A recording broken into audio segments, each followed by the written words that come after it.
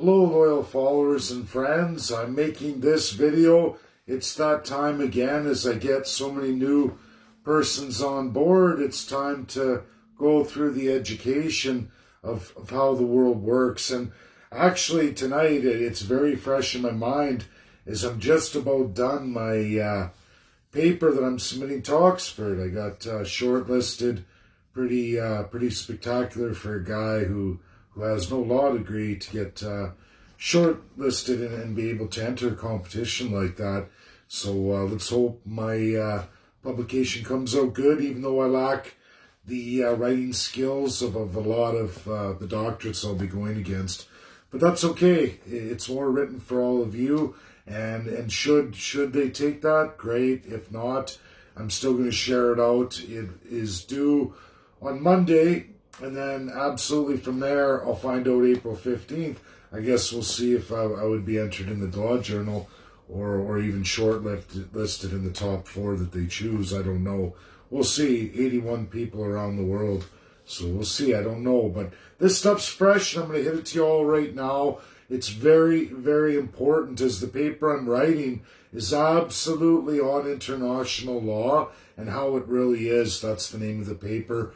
I've gone through it so many times, and I'm going to do it again. My loyal followers are going to go, oh, not this again. But if any of you are following and paying attention, look at the comments, look at over and over those same questions, which is good. That means new people coming on, and they need to know.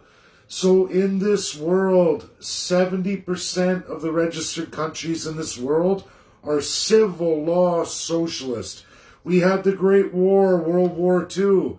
There were 5 allies that won that war and absolutely cemented the world in a new system of governance that is not happening today. And believe it or not, all of you new people, that system of world governance was to absolutely cement, number 1, the law of sovereignty. Having your own nation independent in this world, protected, giving you rights to travel the world, explore, get into international business, do all these great and wonderful things that were not afforded to you before because there were no protections. Now, we know there's a breakdown with those allied countries. We know that they routinely fight, bad things happen, and it's the little countries who are not afforded that tremendous power of the 5 who get caught in the crossfire. Understand something, everybody watching right now, and this is why this has to be shared out. The General Assembly of the UN has no power to create or enforce any international law, none whatsoever. They never have. Not since 1948. Colonialism, imperialism, all the rest of it, that was the law as it was, and it hasn't been that way since 1948. The term non-binding, that means the UNSC, one or all or a select few of them, said no to something, and that means in world law it's a no, so it becomes non-binding. A creative term by the UN General Assembly to force dictatorial roles on other countries. Usually the age-old way of corruption. Here's a bunch of money, Mr. or Mrs. Politician, man or woman. I'm going to put that in your back pocket, have a meeting with you, slap this illegal international law upon all your citizens. If they're in a region, territory, state, province, that's all defined as region. Don't worry, you can get away with it because UN binding law only applies to the UN state, the country registered as a UN state, not regions inside. Countries do all kinds of abuses all over the world to their sub-regions. We don't see this too much in the UK anymore because there are 5 UN member states all in one encompassed United Kingdom. And they also have this tremendous 1 of 5 powers: a veto power, the power to execute, the power to cement international law with their other 4 active partners. USA, Russia, two of the most powerful nations in the world. Two countries alone have about 50% of the world's military might when you put in their nuclear proliferation. Largest by far, they can destroy this world, each of them, more times over. It doesn't really matter at that point, does it? Then there's China. They're next up. They're very strong economically now. They got that way because of that tremendous power of being an ally and being cemented in 1971. Absolutely by all five, meaning USA was the last to recognize Beijing. Communist China is not going anywhere unless all five of them, which includes UK and France, declare some kind of World War III. That's the only way out of this system. And when you look at international binding law, as it is, not too bad at all. They hardly ever cement anything, any of the nations. Very rarely do they come together, always in the name of peace and security. Myanmar is coming up here. They all five formed an alliance against what Myanmar has done. So we're going to see what's going to happen to that regime in increments of 30 days. That's how it works. Last state we looked at, 2002, was South Sudan, the Sudanese. So South Sudan from 2002 all the way up to all the problems just last year and what was imposed. And it goes higher. Sanctions in this world only come from those five nations. It starts with trade embargoes. When your country starts receiving trade embargoes, you've broken international law. When you get sanctions, that's phase 2. Do you know what phase 3 is for your country? Military intervention by any one or all of the five. And likely no one's going to do anything about it if you broke international law. From there, it goes to execution. Don't believe me? Donald Trump just executed Soleimani, last president to do that. Biden's going to do some. You know which countries killed the most presidents throughout this world? France, absolutely. France has executed the most foreign presidents in world history since getting that power. I'm not knocking them. That's a defining power of the five. Those five countries, when you hear 007, it may be mythical, that MI6, but it's not mythical for UK. It's a funny fictional movie, but that law and power is granted to the United Kingdom, France, China, Russia, and USA. That's reality. They have tremendous powers. They can veto almost anything that hasn't been bound or chartered in the UN for all countries, including the five. What they agreed to in 48 and several other treaties, they can't get out of. Not unless they want to dissolve the whole UN, the UNSC. And honestly, everybody, when you look at the UNSC as it really is, it's not too bad at all. When you look at what's really binding law, the issues you all have are all of your country's own design.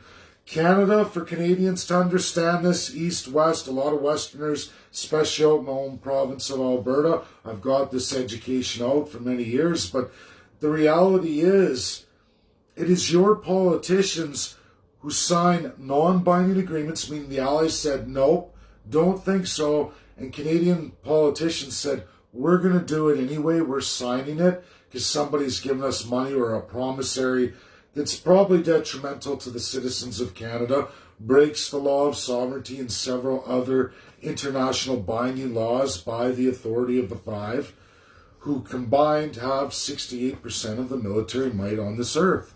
That's how historically the world has operated in all history of international law at any given time in history has always been those with the greatest military might decide the rules.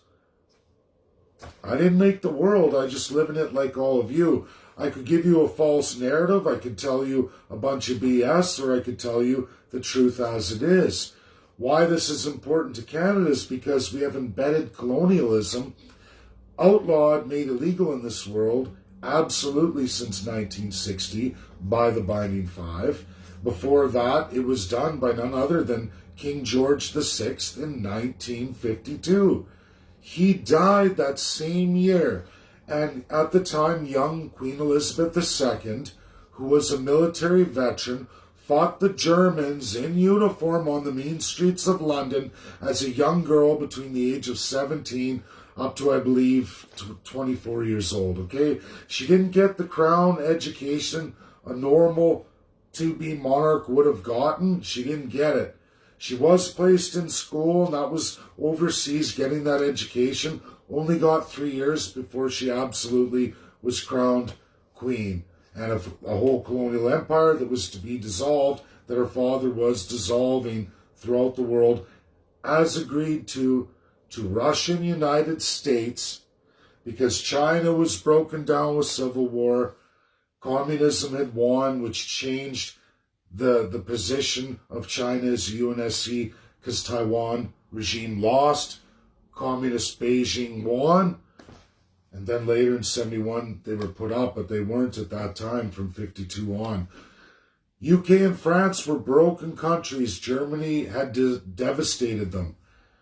Russia and USA agreed to give them that power under the condition colonialism gone.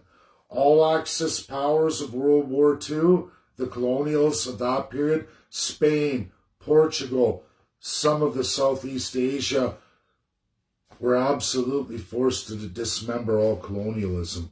And that was put into world binding law. Law of sovereignty, individual state, your national state interest, and all kinds of great and terrific laws, and even more in revolution, in civil and human rights, and what would be classified as some of the charter rights we see in America or Russia or in Canada. We're not all the same, and we don't incorporate every charter right, but what isn't there is found binded in international law. Supposed to be.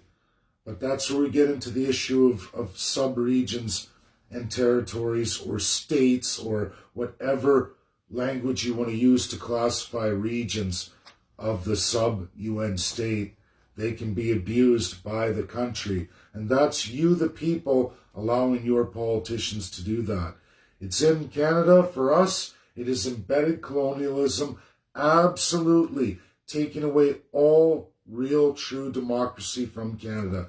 Always been here, always will be. Was supposed to be gone in 52.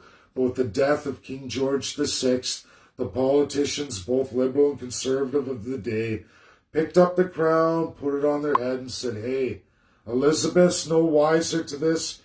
We can bamboozle her, and many nations did, including India. Hate to say that. You go through India's constitution, you find the same embedded colonialism, governor, general, lieutenant governor, through their courts. They continue to amend, I'll give them that credit, but that colonialism that gives the politicians the power of a colonial monarch has to go. It's a backdoor against all real credible democracy. The party system, completely colonial. 338 of Canada, we're just going to talk MPs, 338 of them. Only the party in power with the actual cabinet, which is the Privy Council selected by the Prime Minister, has any say in any kind of crafting of laws. The rest of the MPs take what's the whip, they're backbenchers. Sure, they vote on presentations, mostly foreign-made, 200, 400-page documents called bills, acts of parliament. They come through, they get a little cue card, there's about 10 points on it. Yeah, this is what we're doing, except for the bill's got about 450 highlights in it, but you only get a little cue card. And just vote, whatever the leader says. And that's what the party whip is. If you don't, you get thrown out of the party, okay? So that's Canada. A Privy Council can usurp anything of the parliamentary. We look at Lieutenant Governor, doesn't have to sign any bill if the Prime Minister doesn't want to. This is the same thing with Lieutenant Governor. This is crown power from the monarch system of colonialism. So all the Lieutenant Governors of the provinces appointed by Prime Minister absolutely can refuse to ascend any Premier's bill. Whether it was done in majority or not, they just don't stamp it, it doesn't get ascended. They can have it sent to Supreme Court, or the province can go visit Superior Court. But again, Superior Court's highest court of the province, or the highest court in all of Canada, the Supreme Court of Canada, is absolutely subject to the same sworn oath to Prime Minister through Governor General for Supreme Court, Lieutenant Governor for the Superior Courts. We have King's Court here, that's the definition of it, the opposite of juristocracy. There's autocracy in Canada, but no juristocracy. People are angry at police, angry at judges, angry at all these things, when really you'll say foreign billionaires are to blame, or it's this foreign government, It is absolutely the embedded colonialism that gives full autocracy to your politicians to administer anything they want. All a premier has to do, there's no law about lying to any of you, and you all search your soul, you're going to know what I'm saying is true. All the premier really has to do is make up any agenda they want, because there's no real rules of codification in any real constitution like many, many nations in this world. There's zero rules for any of the provinces. So the premier can make up anything on the fly they want as long as they appease the sitting prime minister and don't ruffle the lieutenant governor's feathers. So if they help the federal prime minister and cut a deal, fill his back pocket or her back pocket, Rachel Notley did it for Alberta. I'm just, as an example, I'm from Alberta, so I don't want to get into the rest of the provinces because I'm not fluent in the political happenings, so to speak. Alberta, very fluent. Federally, very fluent. But I'm going to leave out, I always use Alberta because that's my province, my home province, my whole life. So they've all done it. Didn't matter. NDP, Liberal, Conservative, whatever the provinces run on, they go straight over to Lieutenant Governor to Prime Minister to make sure whatever evils they're concocting go through the Prime Minister as well, and it won't be blocked. Whether it's constitutional, and then here's the worst part, so even if it is unconstitutional, you say, well, challenge it to the court. In the acts governing all of our judges, who mostly, almost 95% of them, swore the oath to Her Majesty, which is an oath absolutely to Prime Minister. So if the Governor General comes in and says, I'm sorry, you can't hear this case, the Supreme Court won't hear your case. If the Governor General comes into the Supreme Court and says, you can hear the case, but you cannot apply any kind of remedy. And you'll see this. I have a tremendous amount of cases where the justice says, I hear you, I find in your favor, however, I cannot provide you any kind of remedy. It's not in my authority. And sometimes they'll quote where it came from. Sometimes they will. Judges will tell you. Police absolutely cannot do anything for you or they're fired. They've sworn an oath to Her Majesty, which is your Prime Minister, whatever the Prime Minister says. We are very much completely autocratic, way worse than Russia. Russia, although they're a one-party system, and when you look at the federal system that I wouldn't want, I do not like civil law, but they have codification of all their regions, which are provinces. 85 of them all have sovereignty. They have rules of governance, and 2/3 of their rights are protected there. Putin can't mess around with the division of powers. He has extreme power federally, but it's not like Canada, where Canada's Prime Minister has extreme, exact, and if not more power than Putin does federally, but he also has that extreme power over all the regions. There's no autonomy, no rules of governance whatsoever. And if you have a corrupt premier in league with lieutenant governor and double dealing with the prime minister, especially if they have the crown title of PC, like our current prime minister in Alberta, Jason Kenney. With PC, that doesn't mean progressive conservative. That is a bestowed colonial power of Privy Council. You see, Jason Kenney federally was one of Stephen Harper's ministers.